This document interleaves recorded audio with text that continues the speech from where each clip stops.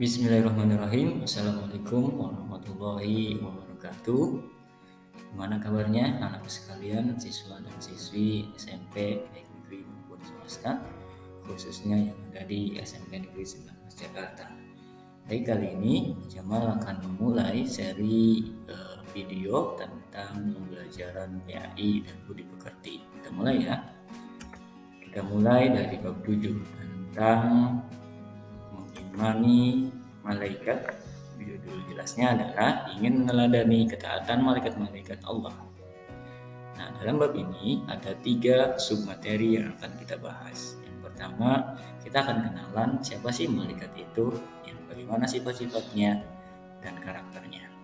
Dan yang kedua adalah kita akan kenalan juga siapa saja nama malaikat yang wajib kita ketahui dan tugas-tugasnya. Dan yang terakhir, yang paling penting adalah bisa tidak kita setelah belajar bab ini mampu menerapkan perilaku beriman kepada malaikat tersebut. Oke, kita mulai. Yang pertama, kita akan cari tahu dulu dari asal suku katanya. Kata malaikat itu merupakan bentuk jamak dari kata bahasa Arab yaitu kata malakun yang berasal dari kata maklakun. Jadi malakun, malaikatun. Dan yang artinya yaitu utusan-utusan Allah.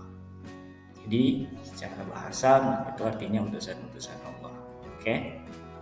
Kemudian secara definisi secara utuhnya, malaikat itu bisa diartikan sebagai makhluk Allah yang terbuat atau tercipta dari nur ilahi, cahaya Allah sendiri, yang diciptakan untuk sebagai utusan atau perantara antara Allah dan manusia dan mengurusi semua kebutuhan makhluknya yang lain.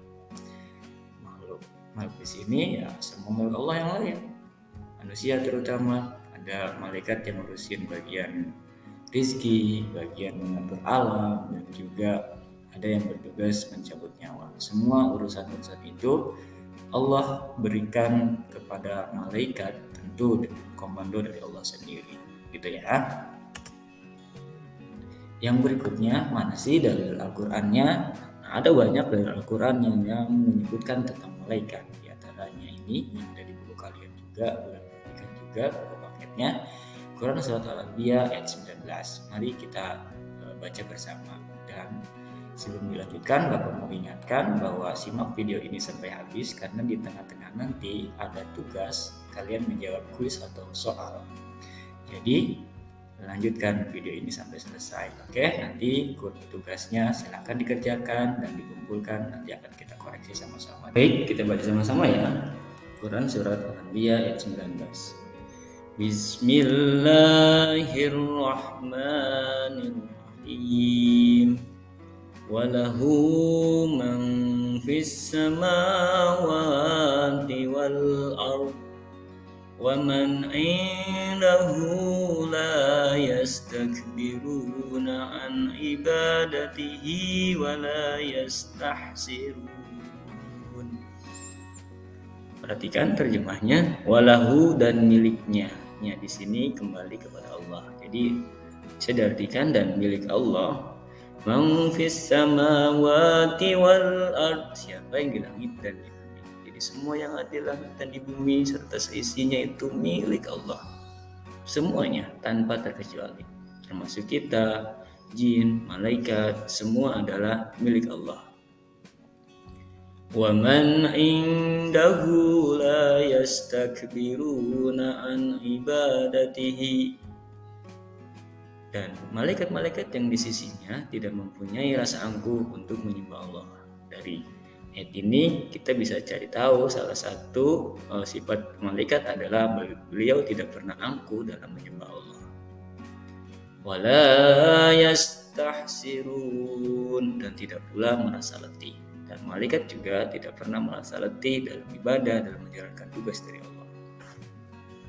Lewat ayat ini kita pertama tahu bahwa Allah lah pemilik semua yang ada di bumi dan di langit, termasuk kita, malaikat, jin, dan lain sebagainya. Jadi ketika Allah menghendaki sesuatu sama kita, maka kita tidak bisa melawannya. dan kita selaku yang mukmin wajib mengikutinya.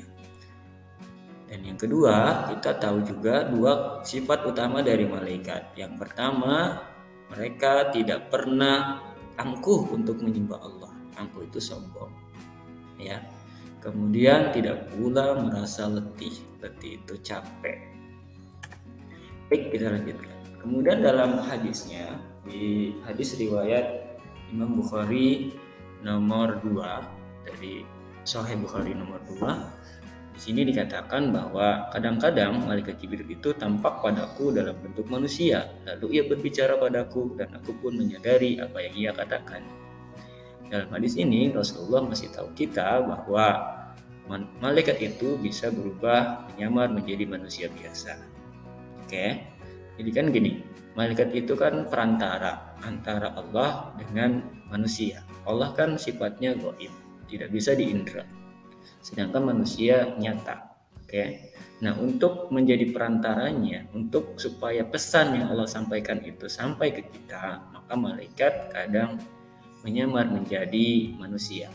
Masih ingat kisah di Al-Quran bagaimana malaikat bertamu ke rumah Nabi Lut untuk memperingatkan Nabi Lut dan kaumnya supaya yang beriman tentunya supaya meninggalkan desa tersebut karena Allah akan menimpakan azab. Kenapa Allah kasih azab ke mereka? Karena mereka sudah menyalahi kodrat, yakni menyukai sesama jenis.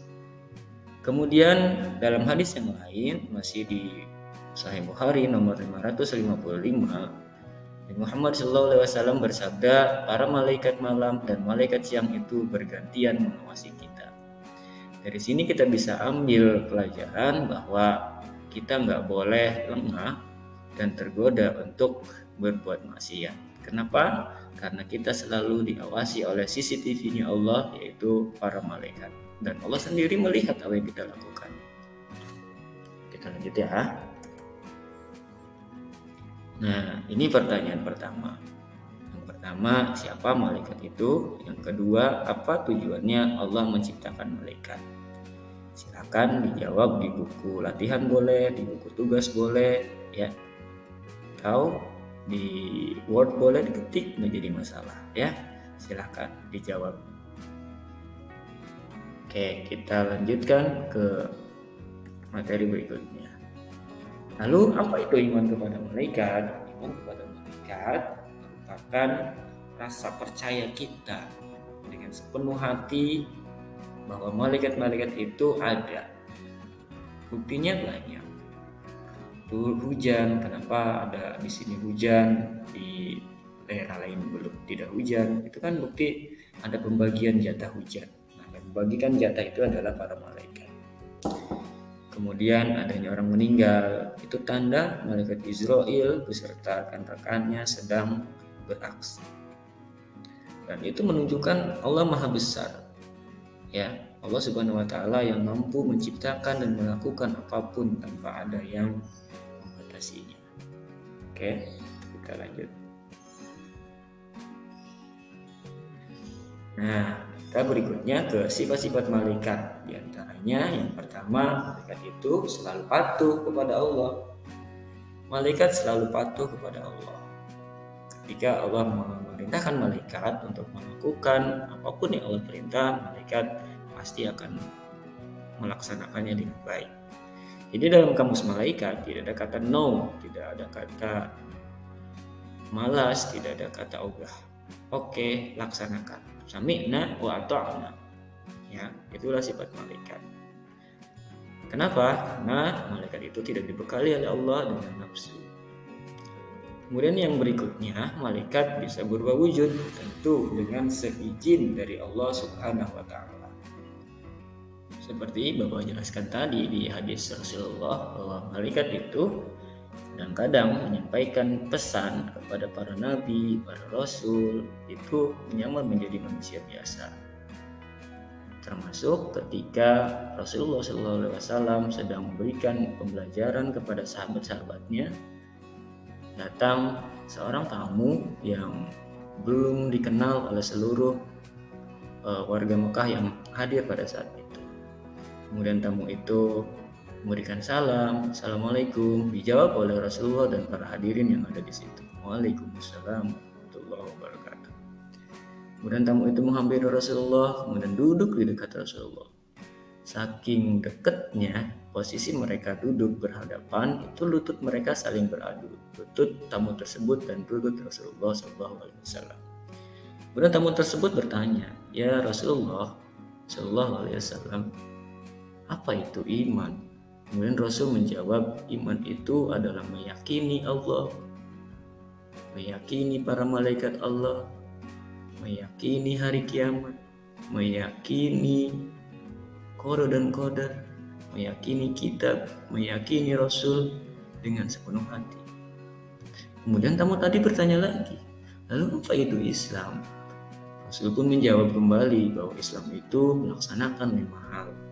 Yang pertama, membaca 2 kalimat syahadat. Yang kedua, mendirikan sholat. Yang ketiga, membayar zakat, tentunya bagi yang mampu. Yang keempat,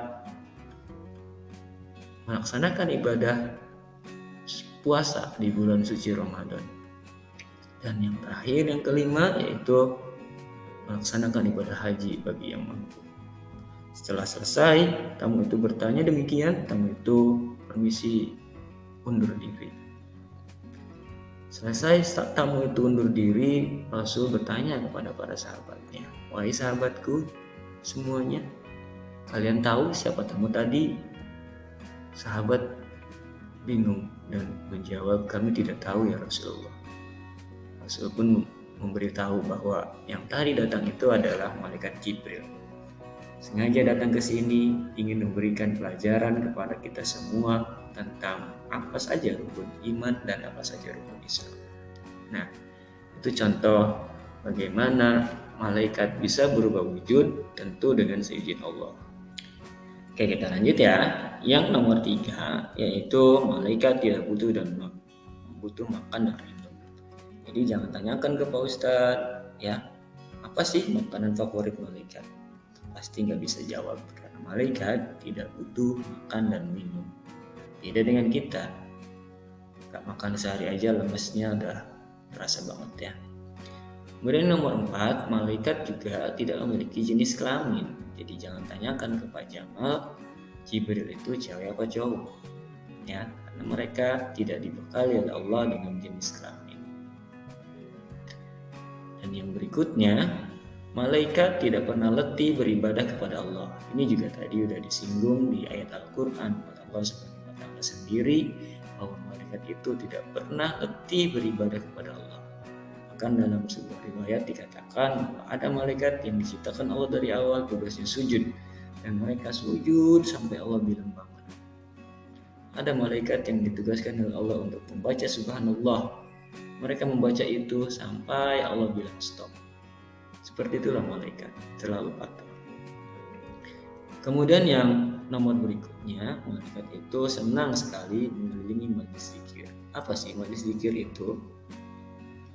Majelis itu adalah tempat di mana sekumpulan orang duduk bersama, ngariung, ya, lesehan maupun duduk seperti biasa di kursi atau meja, di kursi di mana mejanya maksudnya, dan berzikir. Zikir ini apa maksudnya? Mengingat Allah. Nah, jenis contoh-contoh majelis zikir apa? Majelis taklim ibu-ibu biasanya ya, atau kajian di masjid, kajian remaja, kajian bapak-bapak dan seterusnya. Itu majelis zikir yang intinya ada sekumpulan orang yang baik berdiskusi maupun taklim, dan intinya adalah mereka mengingat akan kebesaran Allah Subhanahu wa Ta'ala. Dan insyaallah ruang kelas kita pun selama kita belajar kemudian mengingat Allah, di situ juga ada malaikat-malaikat Allah yang mengelilingi tempat itu. Tujuannya untuk apa? Tentu untuk mendoakan dan melindungi yang ada di majelis itu dari mara bahaya. Kemudian yang terakhir di sini yang akan dijelaskan adalah malaikat itu senang mendoakan muslim yang menunggu waktu sholat. Contoh, kita sholat zuhur jam 12.00 di waktu Indonesia bagian barat, sedangkan pada saat ini Jam belajar dibatasi hanya sampai jam 11.30. Maka di situ kita nggak langsung pulang, kita ke masjid, ambil wudhu dengan baik sesuai dengan syarat dan rukunnya, masuk baca doa, masuk masjid, kemudian kita sholat tahiyatul masjid 2 rakaat, duduk di dalam masjid, membaca niat i'tikaf di dalamnya. Yang belum bisa boleh diikuti ya. Nawaitul i'tikaf fi hadzal masjidi sunnatan lillahi ta'ala. Atau apa, saya nggak bisa bahasa Arab, bisa nggak pakai bahasa Indonesia? Silahkan. Hadirkan dalam hati kamu, ya Allah, saya niat, saya sengaja duduk i'tikaf di masjid ini karena Engkau. Insya Allah selama duduknya itu akan terus mengalir pahala. Dan bonusnya adalah didoakan oleh malaikat. Kita tahu malaikat makhluk yang suci dari dosa. Maka ketika mereka berdoa, insya Allah akan segera mengabulkannya. Beda dengan kita. Mungkin kalian pernah berdoa 5 tahun atau 5 tahun yang lalu, 5 bulan yang lalu, tapi sampai saat ini belum terkabul. Mungkin itu karena terhalang oleh dosa-dosa kita. Maka Rasulullah mengajarkan kepada kita untuk membiasakan sebelum tidur membaca istighfar. Ya, semampunya saja. 3 kali, 10 kali, semampunya. Ya. Oke, kita akan lanjutkan ke slide berikutnya. Lalu berapa sih jumlah malaikat itu secara pastinya? Jawaban ini tentu tidak bisa dijawab begitu saja, karena yang mengetahui jumlah pasti malaikat itu hanya Allah Subhanahu wa taala. Karena dalam kisah riwayat dalam di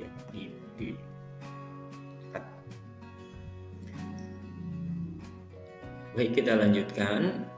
Lalu berapa jumlah malaikat itu sebenarnya? Totalnya berapa? Tidak ada yang bisa menjawabnya kecuali Allah. Sebagai gambaran kecil bahwa dalam kisah Isra Mi'raj Nabi Muhammad SAW, beliau diangkat Allah dan menuju Allah. Kemudian di salah satu tempat, yaitu tepatnya di Baitul Ma'mur, di sana malaikat atau Rasulullah SAW melihat kurang lebih ada 70.000 malaikat itu dalam satu titik. Belum lagi di titik-titik yang lainnya. Oke, jadi tidak ada yang tahu jumlah pastinya malaikat kecuali Allah sendiri. Nah, sekarang kita masuk ke termin kedua nih, nama dan tugas-tugas malaikat. Seperti kita ketahui jumlah malaikat luar biasa banyak, namun Allah Maha sayang dengan kita. Maka kita orang Islam diwajibkan hanya mengetahui 10 nama malaikat dan tugas-tugasnya. Oke, kita lanjut ya. Yang pertama, malaikat Jibril. Nah, malaikat Jibril ini tugasnya menyampaikan wahyu kepada para nabi dan para rasul. Nama lain dari malaikat Jibril ini adalah Ruh Al-Quds atau Ruh Al-Amin atau juga disebut dengan Namus. Baik. Nah, kalau kepada Nabi dan Rasul, malaikat Jibril memberikan wahyu, sedangkan kepada kita manusia biasa, malaikat Jibril ditugaskan Allah untuk memberikan ilham, memberikan pengetahuan kepada kita. Jadi, ketika kamu belajar, kemudian kita paham, disitulah malaikat Jibril sedang bekerja pada diri kita. Yang kedua, malaikat Mikail. Nah, malaikat Mikail ini tugasnya mengatur kesejahteraan makhluk, seperti ngatur awan, hujan, kemudian ngatur alur angin, dan juga membagi-bagikan rezeki. Setiap kita pasti punya rezeki yang berbeda. Nah, contoh siswa A, dia hari ini jajannya dari orang tua dapat 10.000, siswa B hanya dapat 5.000. Nah, itu rezekinya sudah beda-beda. Jadi alurnya seperti ini, dari Allah, kemudian ke malaikat Mikail, ke orang tua kamu, baru ke kamu, gitu ya. Dan pasti ada sebabnya, karena nggak mungkin gambar ataupun gift yang ada di sini uang terbang tiba-tiba setiap pagi nongkrong di rumah kamu atau menghinggapi kamu.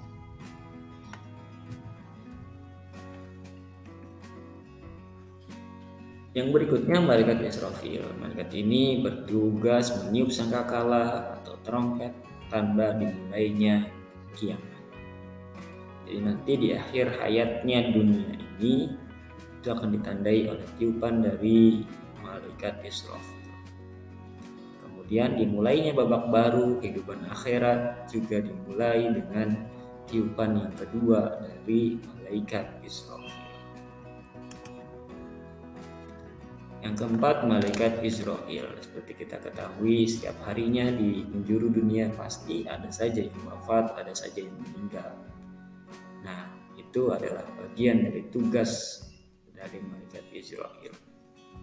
Semua makhluk, jin, iblis, setan, semua akan dicabut nyawanya oleh malaikat Israel, tentu dengan seizin Allah Subhanahu wa taala.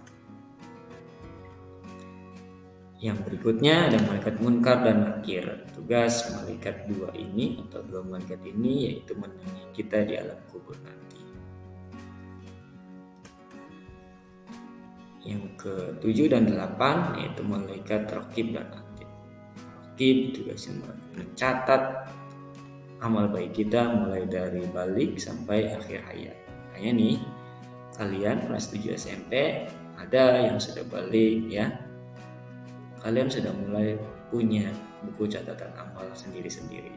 Maka yuk kita buat sibuk malaikat raqib dengan mencatat amal-amal baik kita, dan kita buat nganggur malaikat atid dengan tidak berbuat maksiat atau sesuatu yang dilarang oleh Allah Subhanahu wa taala.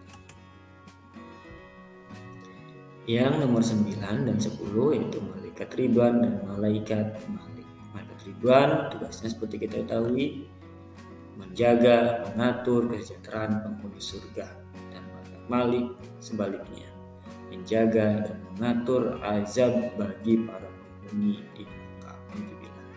Malaikat Malik ini punya nama lain yaitu malaikat Zabaniyah.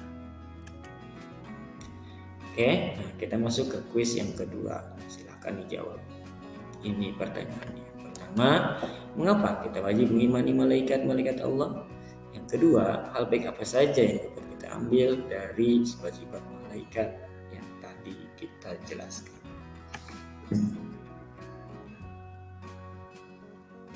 Nah, ini sesi terakhir dalam bab ini adalah bagaimana sih perilaku kita sebagai wujud iman kita kepada para malaikat.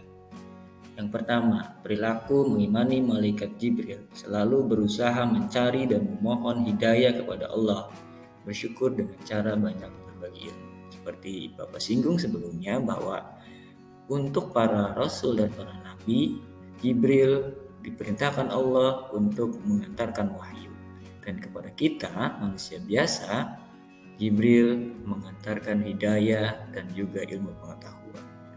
Maka sebagai wujud, kalau kita percaya, kita iman 100% kepada malaikat, terutama di antara malaikat Jibril, kita harus banyak belajar.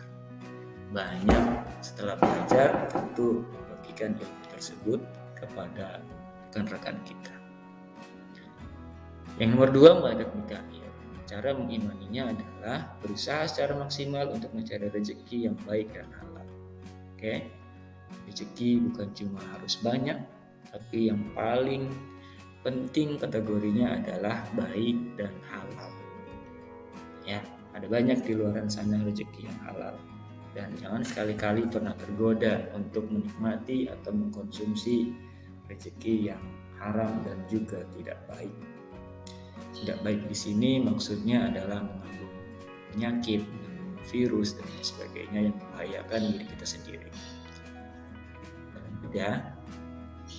Lalu malaikat Israfil, kepada malaikat Israfil bagaimana cara mengimaninya? Mengimani kita. Bagaimana cara kita mengimaninya? Yang malaikat Israfil ini bisa kita imani dengan cara selalu memohon kepada Allah agar diselamatkan dalam menghadapi musibah dan huru-hara dunia maupun saat terjadinya hari kiamat.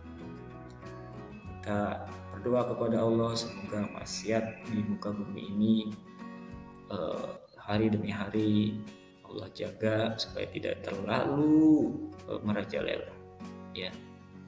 Kemudian malaikat Israel, seperti kita tahu, malaikat Israel ditugasi Allah mencabut nyawa, maka cara mengimaninya adalah berusaha bersiap menyambut datangnya kematian.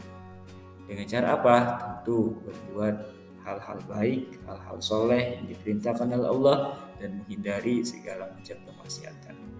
Kemudian ditambah lagi dengan doa supaya terhindar dari siksa sakaratul maut, karena sakaratul maut itu luar biasa sakitnya.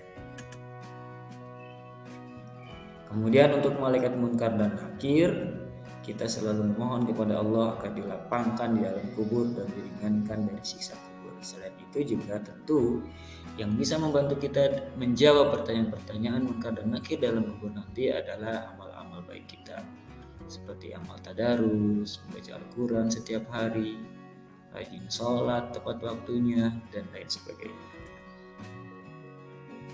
Kemudian sebagai perilaku beriman kepada malaikat raqib, kita bisa meneladaninya dengan selalu memiliki niat baik dalam segala perbuatan baik, ucapan maupun perbuatan kita.